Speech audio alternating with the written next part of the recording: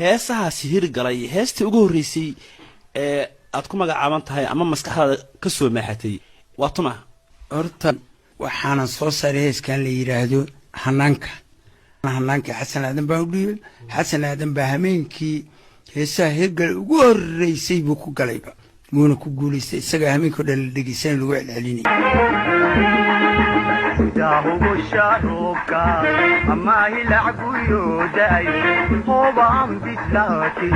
هرو ذبيسن قولوا هيامو وبالتهنكي ودري وحوسيه في قياقب هدا قدع في لوتيو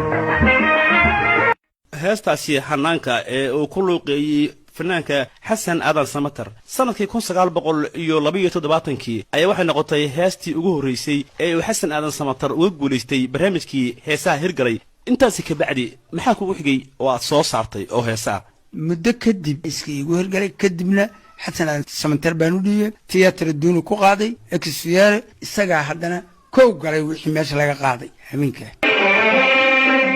بايلايغو هليو بوراني غريو باسا جعل بوسوباي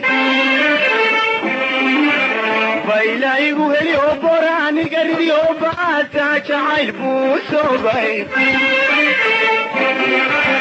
بغادي دي شومبيركي ودنا بيرتا اوغو تشتري ماي بحين لاي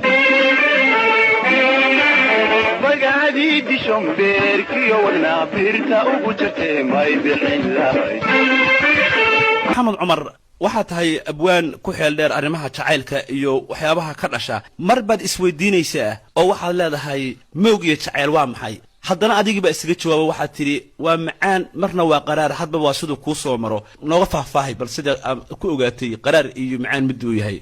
heeskaas wuxuu ka hadlayaa laba qalcadood laba nooc oo kala duwan laba ujeedaan ka wada mar waxaan sheegayaa inay dhibaato tahay aan jacaylku dhibaato leeyahay oo maxay